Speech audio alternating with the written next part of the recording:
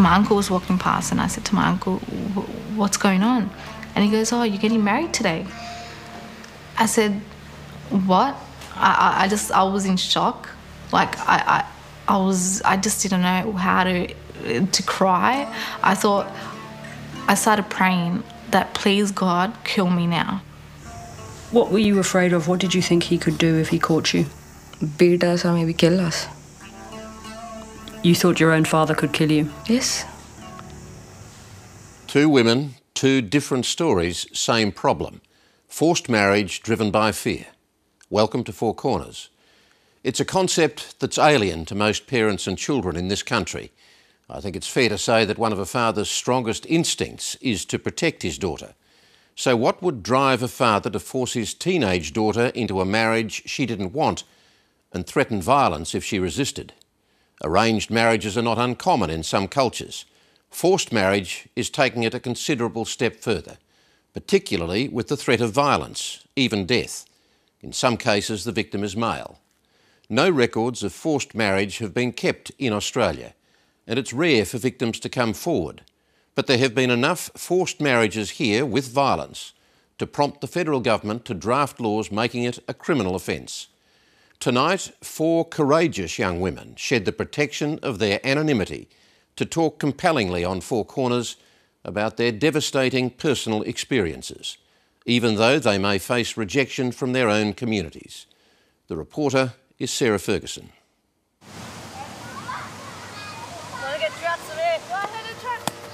It was late afternoon on a summer's day in suburban Sydney. Samia Khan was playing with her cousins. We were playing cricket and my auntie and her friend was sitting outside watching the kids play. Australian-born Samia was just 12 years old. I remember having the cricket bat in my hand and it was a nice day. It was, like any other kid. We're playing cricket, everything's, hunky-dory. But Samia wasn't like other kids. Listening to her aunt, she heard her family's plans for her future. My auntie said to her friend, oh, that's my niece. She's engaged to, this person that's overseas, like he was a relative as well. And I was like, what? There's no other niece here. I'm the only girl here. So what I did was I went up to her and I said, oh, who are you talking about? Well, what are you saying?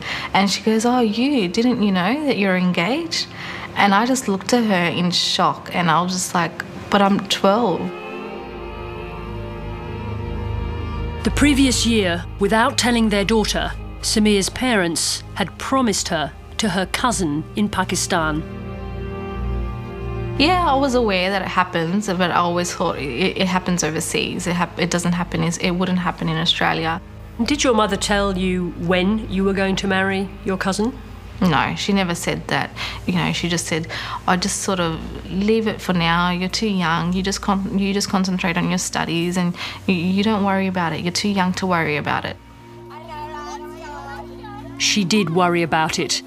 The effect on Samia's school life was dramatic. It affected her in so many ways, physically, emotionally, mentally. She was constantly away from school. We would be in the library and, 1 minute we'd be studying and the next minute she would be shaking uncontrollably. I would, sometimes I would think to myself, do I kill myself? Would that make them aware that I don't want to do this?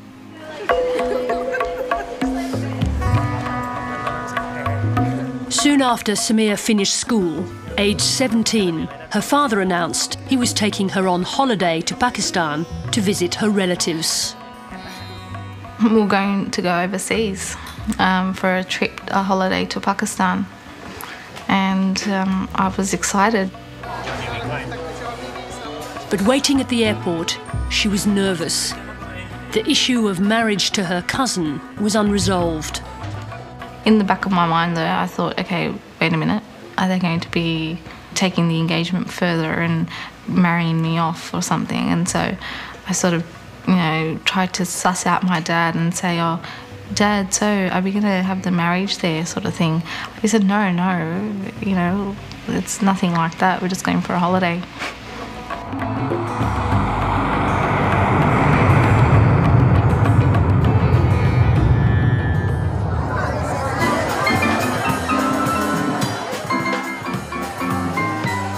It's International Women's Day, and a diverse audience, women from many of Australia's ethnic groups, have been invited to Admiralty House to listen to the Governor-General, Quentin Bryce.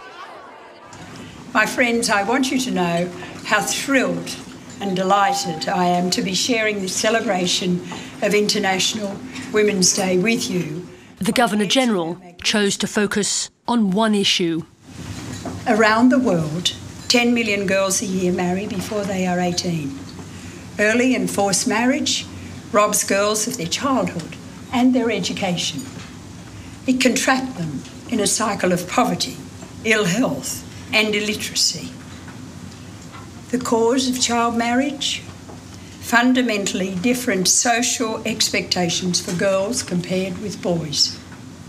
Challenging these Quentin Bryce was speaking about the global situation for young girls, but many in the audience knew that the practice also occurs here in Australia. Women share powerful bonds across language, culture, race, religion. 23-year-old Najiba Wasfadost is an Afghan Hazara and an outspoken community activist. Time for us to pause. Forced marriage is very common. A lot of the audience that were in that event today, many of them are actually very educated women, social workers and service providers. But unfortunately, I can guarantee, as I know many faces in there that have experienced forced marriages themselves, but unfortunately they're keeping quiet once again due to that shame, due to that reputation, dignity and so many other factors which comes by culture. Afroz Ali is one of the few religious leaders prepared to break that taboo.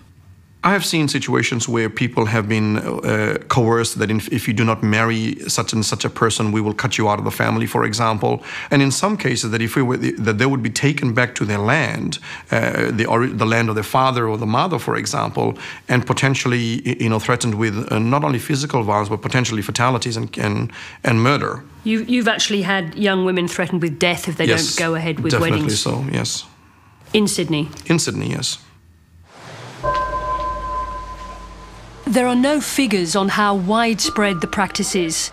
Few are prepared to talk about it, but forced marriages occur across Australia's cities.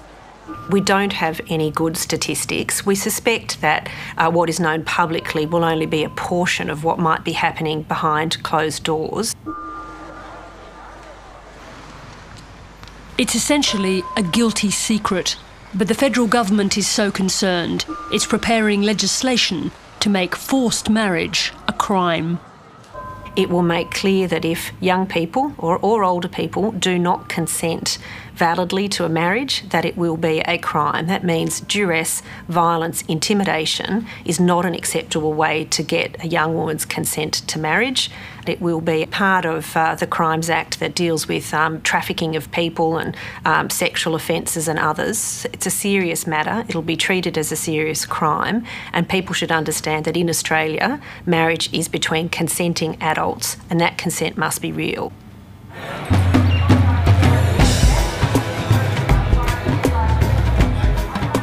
When 17-year-old Australian Samir Khan arrived in Pakistan with her father, there were no such protections available. They drove on to her father's village, several hours away in a remote area of the Punjab. It was like a deserted village, like, sand everywhere and homes made out of mud and like mud bricks. And I got there and I thought, like, where am I? Having baths the old-fashioned way with a bucket and a little cup. Samir's grandparents and father lived in Chichawatni until he moved to Australia in his 20s. Marriage between cousins is common in Pakistani communities, at home and abroad. In some UK cities, more than 60% of Pakistani women are married to their first cousin. Samir's father reassured her they weren't there for marriage to her cousin. And he said, no, don't listen to them. Everyone, loves to talk here. You just don't listen to them. I've told you now. It's nothing's going to happen. Then Samia's mother flew in to join them from Australia. I said, but Mum, why? I'm going to come back soon anyway. It's just a waste of money. When they left the village to collect her mother from Lahore, Samia assumed they wouldn't be coming back. There was only 4 days left for me to go back to Australia, and I said, yeah, I'm nearly home now. I'm halfway there, sort of thing in my mind. Instead, her father insisted they go back to the village. Straight from Lahore, we went to their house, and I was sitting there and I see the sheikh and, the imam, like they walk in. And I thought to myself, what's going on? Why are they here? My uncle was walking past and I said to my uncle, what's going on? And he goes, oh, you're getting married today. I said, what? I was in shock. Like I just didn't know how to cry. I started praying that please God, kill me now. I just want you to kill me now. I'd rather not go through this. No one asked Samia if she wanted the marriage to go ahead. The sheikh didn't come in and say, do you agree, which we're supposed to be asked 3 times. And I overheard one of his uncles saying, oh, we've already asked the girl, there's no need to ask her, just give us the papers, we'll go tell her to sign it. And then they came and said to me, sign or else, like literally or else. And I knew what they meant by that. So and my mum said, just get her over and done with. What did they mean by or else? I don't know, to hurt me. Samia refused to spend the night with her new husband. I told him no, because otherwise it would have made it worse, that she wasn't forced, because, it was consummated. So very important for you not to consummate the marriage. Yeah. There was a final insult for Samia the next day. They were discussing it as well, saying that when we go to show immigration these photos, they're not going to believe it's a proper marriage because, you're not dressed up and everything. So what about tomorrow? We do a whole, another thing where you dress up and invite some people. We can invite people. So what was that like, putting on a show about such an important event in a person's life? I literally felt like ripping off the clothes that they had put on me and cutting them up and just jumping from anywhere I could find. I just wanted to die, really. On a rainy night last month, Farida Sultana and Sheila Nair arrived in Melbourne from New Zealand. All our office spaces are... These women pioneered a unique domestic violence service in New Zealand called Shakti. Now they're bringing it to Australia. Shakti works with Asia, African, Middle Eastern countries. And the countries that we come from, status of women is very poor. Recognition of violence is not there. Many culture actually permits violence against women. The following morning, Farida and Sheila arrived to give their first presentation at a community hall in Dandenong, the heart of Melbourne's ethnic community. They're starting the session with forced marriage. But another aspect of it is the taking the girl for holiday and taking. I can see everybody shaking heads. Yes. Yeah, that's wrong. We had one girl she suspected in the airport there is something more, and then she started crying loudly in the airport, and police then got to her, and then police took her side. Then she says that I think they're taking me for getting married, and then police called Shakti, and then she was taken out. Do you think that in Australia we get a lot more than New Zealand? What you get as a underage or forced marriage? Definitely. Definitely, because the population is a lot more. Unfortunately, I believe the community itself doesn't see underage forced marriage because they've been doing it for centuries and it was part of living. And what sort of numbers of forced marriages, underage forced marriages, are you seeing? Last year record, I think it was 50 cases. So 50 cases a year, and what sort of ages are they? 15, 16, 17, 18, 19. And given how hard it is for young people to ask for help, do you think there are more? Honestly, and deep inside my heart, I don't want to think more. But I know there will be more. From modest beginnings in a single office in Auckland 17 years ago, Shakti set out to challenge the acceptance of domestic violence in New Zealand's migrant communities. They now run 4 refuges and a 24-hour crisis line, but it's the campaign to change their society that drives them. It doesn't matter if they're in Australia, New Zealand or other part of Western world. There's a lot of values, oppressive values they bring with them. It had got to stop some point of time. Otherwise, what about the next generation? And then next generation, it will carry on unless we hold our community responsible. Good morning, Crisis Line 1 is speaking. Are you safe to talk to me? In 2004, the Shakti Crisis Line took an emergency call that shocked even their battle-hardened staff. The caseworker on duty ticked the box for forced marriage. You just stay with your counselor. A 16-year-old schoolgirl was asking for urgent help for herself and her 3 sisters.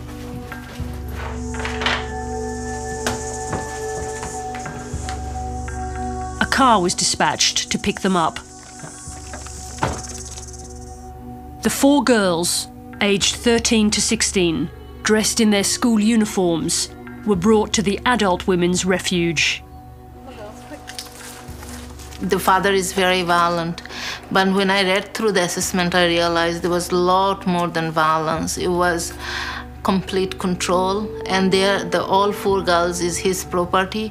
He can marry them off if he wants to, he wants to, and they were just completely used. What were you afraid of? What did you think he could do if he caught you? Beat us or maybe kill us. You thought your own father could kill you? Yes. You need oil in your hair. Can you put some oil in it? No, I can't. And then why are you complaining? I'm not complaining. Looking at them now, it's hard to imagine the trauma the sisters have been through. The 2 eldest have decided to tell their story. The 4 girls of Afghan-Pakistan origin all live together. They're all high achievers studying at university.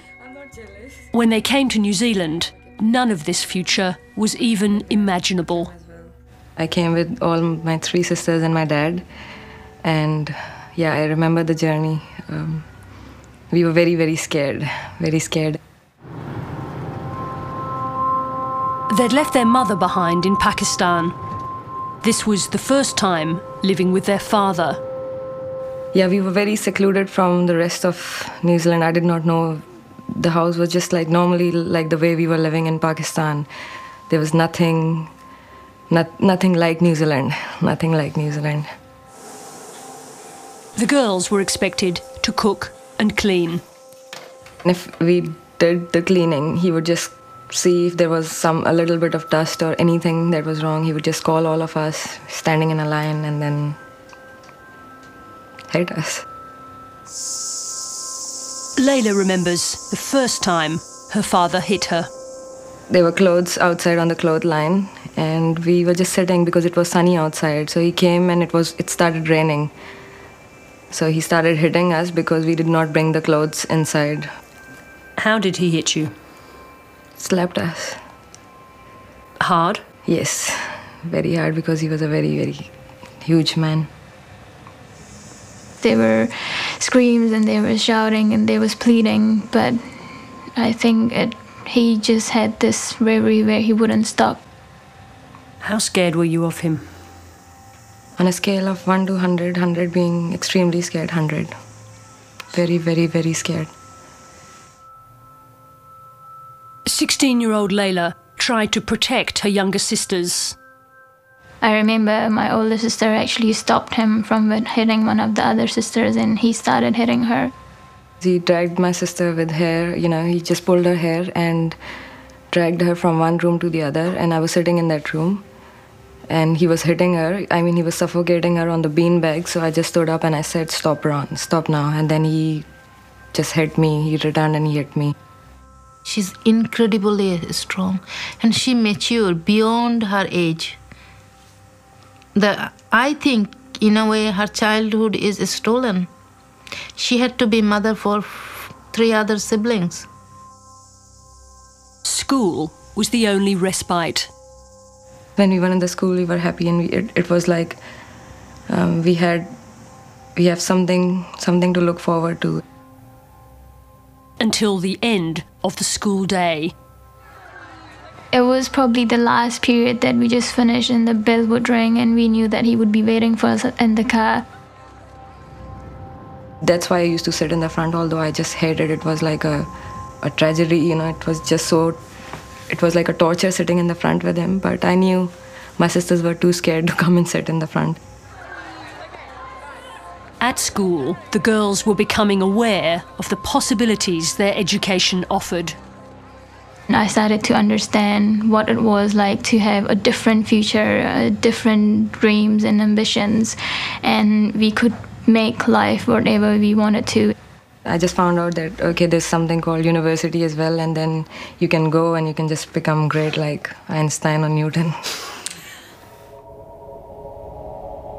But they were also aware of what their father had planned: forced marriage. He had an agenda in his mind, and that was to get us over here and then send us back to Pakistan, get us married, and I think get the cousins. And, because we had PR, permanent residency, get them over here. So you understood that he was actually using you as an anchor to get visas for your cousins? Yes. We're talking about using these girls for immigration purpose, using these girls, forcing them to get married because they are just property of the fathers. Alone at night in their bedroom, like children, they plotted their escape. We had little torches. We had these big papers we borrowed from school.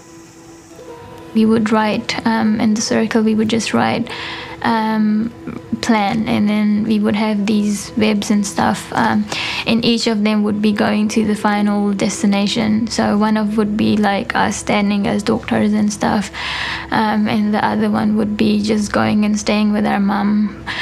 And then the last one would probably be if we stayed with him, which would eventually be to go and get married. So we had these 4 or 5 graves, because that would mean that we are dead if we do decide to go that path. And the final was when he told us that I'm booking a ticket for you to go to Pakistan in July. And we just knew what was going to happen. That was the end. We just started packing our stuff. All the documents, because we needed our passports and stuff. So we started packing everything. All the books. We left all the clothes. We just packed all our books in suitcases. I told my sister we'll work and everything, and my sisters were... And, I saw that shine in their eyes, because they couldn't make that decision on their own, and they just wanted me to just take it. How old were you and your sisters that day?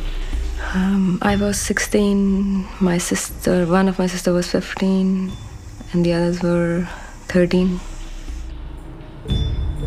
Their father drove them to school as normal. We just went straight to the guidance counselor and said, we are not going back home today. With the counsellor and a lawyer, they were taken home to collect their bags. We didn't want to go back, so I was very scared. We were all very nervous. We left his key on the table, did not leave any note or anything and just left.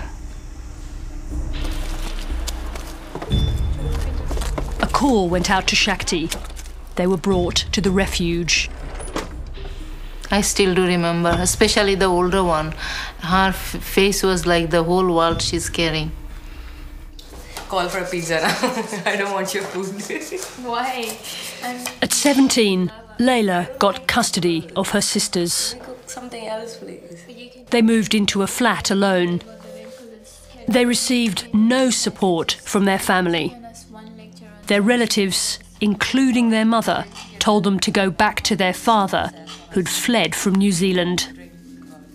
We spoke to our mum and she just told us, you're doing something wrong, just go back.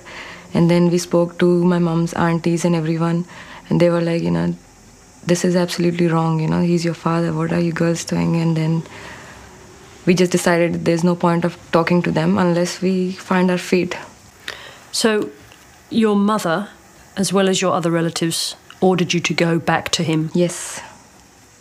Despite the fact they knew yes. what was planned for you and they knew about the violence? Yes. As you all know, today is International Women's Day. It's a day for you and me to celebrate. With its proposed legislation, the Australian government is moving ahead of the community, where the taboo around forced marriage remains strong. Young people faced with a forced marriage would be protected by law from their own parents and families. Are you concerned that by making it a criminal act, you could actually drive the practice underground, that young people will be afraid of reporting on their parents? Well, I suspect it's already underground. I think this is a way of making a very clear public statement about what is acceptable. I'm always amazed and amused by when people say things go underground. If you look at the reality, it is underground. That's the reason why we don't know about it. In Melbourne, the Ethnic Women's Domestic Violence Service, In Touch, has no street presence. Yeah, hello, it's Sarah Ferguson from Four Corners, here to see Maya. Last year, more than 800 migrant women came to In Touch for help. There is extreme physical violence. There is also other types of violence, and primarily emotional abuse, financial abuse, and some other types of controlling behaviour. This does make it more difficult. Amongst their clients are victims of domestic violence who've come to Australia on spousal visas. We've seen in the last financial year more than 200 women who were victims of family violence and who had spouse visa.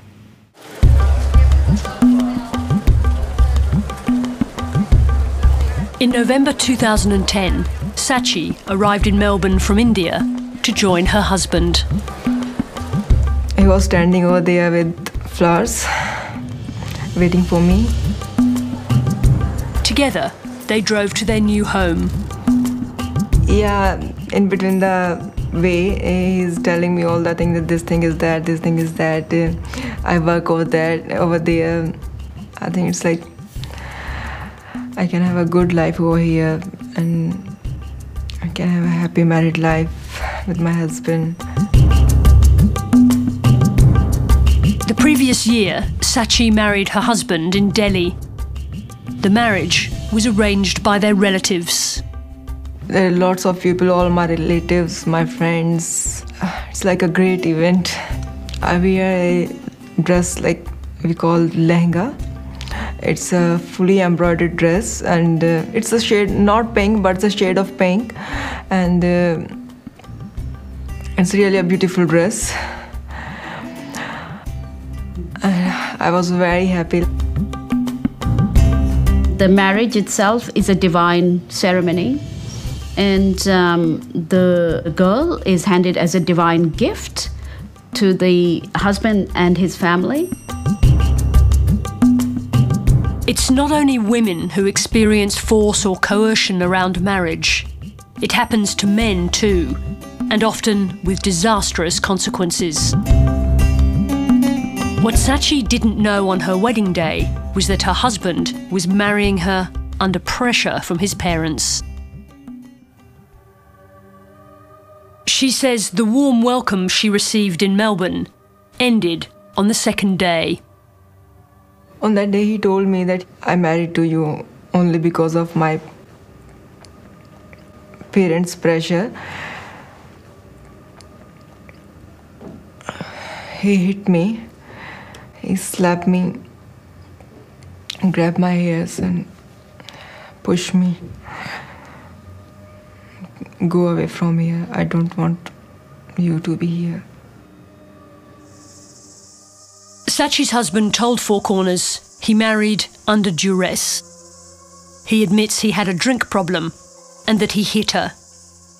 Whenever he goes out to buy drinks, I manage to make calls or emails to my in-laws to inform them what's going on here. What was their response? They didn't give any response. They just, you have to compromise, you have to compromise. Just adjust with the conditions. The conditions deteriorated.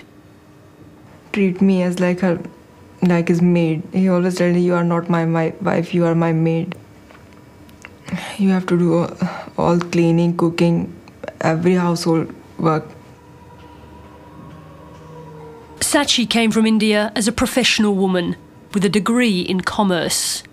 In Australia, she was a virtual prisoner. I don't have any independence. He didn't allow me to go out. He didn't allow me to make calls to my parents. It was very difficult for me. Just sitting in a room, no one else is there to talk to me. No contacts with anyone. Never saw her come in, never saw her go out. Sachi's neighbour in the apartment block, Sue Olsen, was aware of her through the walls. I could hear her sobbing and pleading with an obvious hopelessness. Why didn't you run away? I'm in a foreign country. I have no one over here. Where did I run away? It was very tough, and then to be alone in Australia, have no support systems. If she had no husband, where was she going to live? How was she going to financially manage? The arguments in the apartment escalated until the neighbour intervened. I went to the front door, stood there for 5 minutes at least, heard it was getting worse, so I went back in and I called the police. The events of that day are now subject to criminal proceedings in Melbourne, preventing further comment. Sachi moved out, but it doesn't make the prospect of divorce in her community any easier. The shame factor is huge, If you're not married, then you are a divorced woman. And divorced woman is a fallen woman. No one except a girl, divorcee girl, separated girl. It's separations, divorce are like they threw out of the society. Your life became hell after divorce.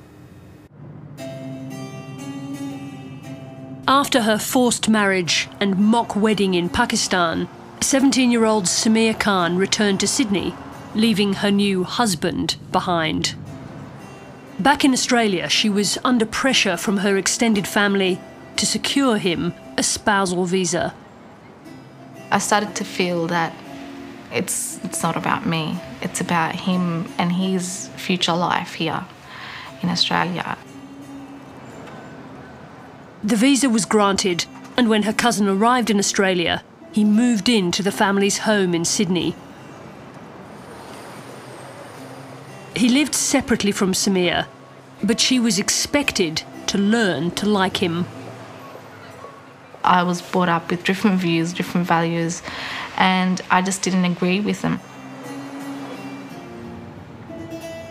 To secure his visa, Samir and her cousin had an Australian marriage ceremony at the local mosque. Samir tried to tell the imam that she hadn't consented to the marriage in Pakistan. We went to the mosque in Reddy Hill, and the sheikh was there. Everyone calls him Maulana. And I remember telling him how my marriage happened and how it was happened, and I wasn't asked 3 times. And according to him, he didn't hear me, firstly, and then he said, oh no, it should be fine. So you made it clear to Dr. Shabir Ahmed at Rooty Hill that you were not asked for your consent? Yeah, he knew. Samir Khan? Samir Khan. I don't remember. Many years before? That would have been Pakistani Imam Dr. Shabir Ahmed knows Samir's family well, but he says he has no recollection of Samir's request for help. Did you talk to Samir Khan at all about her marriage? Do you remember that? No, I don't remember at all. Did you marry her? Do you remember marrying her? I think I married her. She says that when she came to get married, she told you that she had, in the first marriage, that she hadn't consented and she was not consenting to the marriage. No, I don't remember this whole conversation at all. But he is clear that the father's authority in the family is paramount. Hitting is allowed in Islam, but doesn't mean to, hurt them.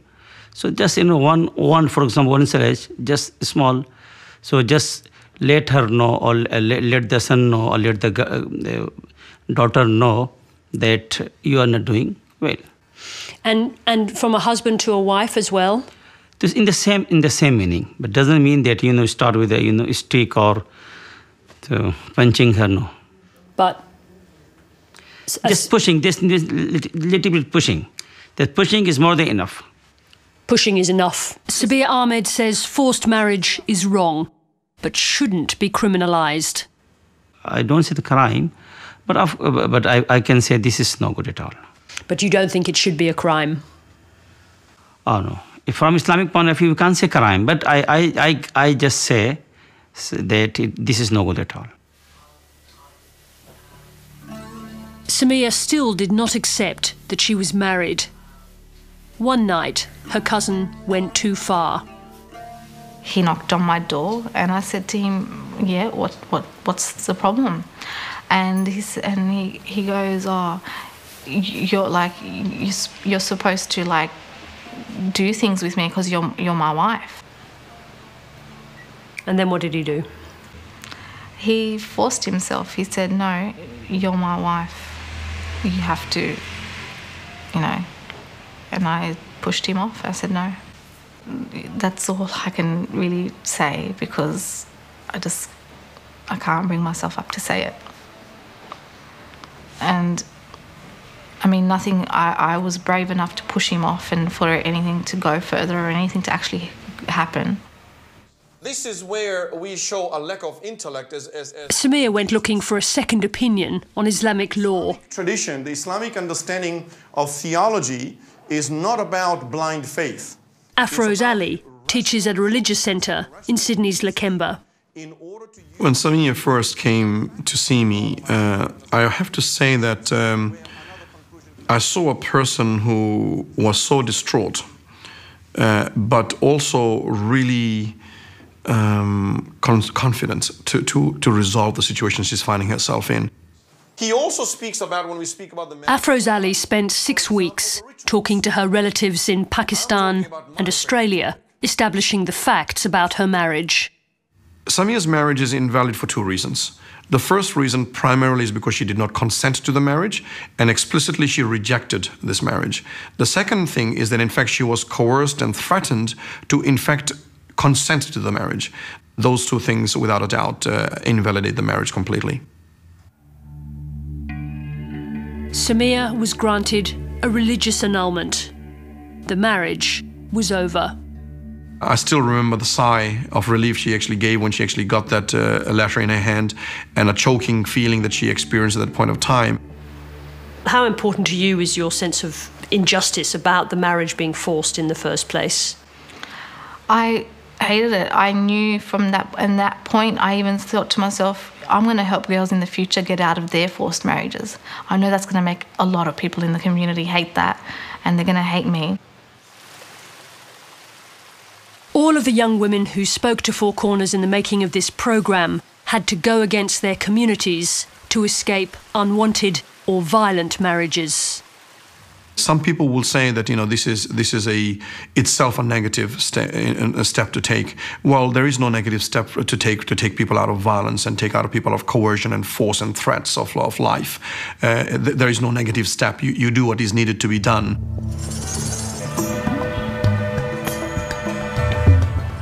Sachi is back in Delhi trying to recover through the Indian courts the tens of thousands of dollars in dowry given to her husband when they married.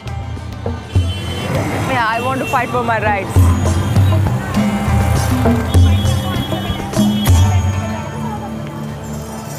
I saw someone who had leadership qualities. She would be a great role model for other women, other young women who want to take control over their life.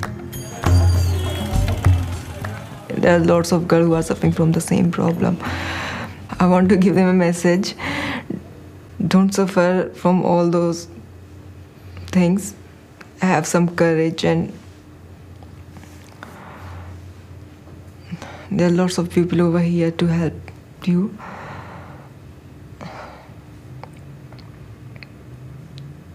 Stop violence. Just do not let anyone force you and say to you, oh, do it for your parents' sake, or do it because people are going to talk, or you'll get rewarded.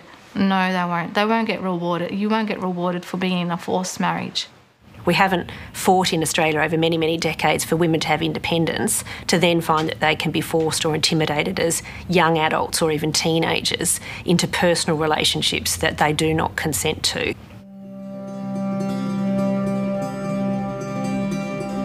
Samia fought for her freedom and changed her father in the process.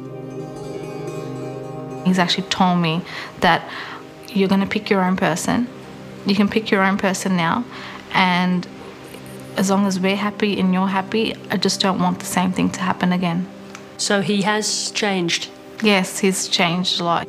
In the entire process, she was incredibly courteous to her family.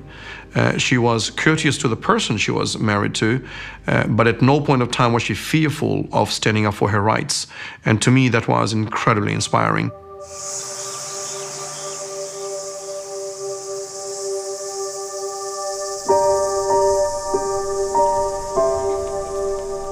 The four sisters in New Zealand also took possession of their futures themselves, with no help from their family. They've been remarkably successful. One's doing a PhD, one a master's, and two are undergraduates. We just want to do something for this world, and we want to show our families that we ran away because what was happening wasn't right. I've completed my studies, and my sisters are doing well at uni, and we've got opportunity to continue studying and get a proper job, and we are independent. That's what I'm proud of. We can just choose where to go, choose what to do, just choose our own life the way we want to live. So you'll all be professionals? Yes, that's what we plan to. Well educated and free? Yes. Disturbing insights in that story, to say the least, but how inspirational were those young women? Next week on Four Corners, Australia's hidden victims of the global financial crisis speak out. Until then, good night.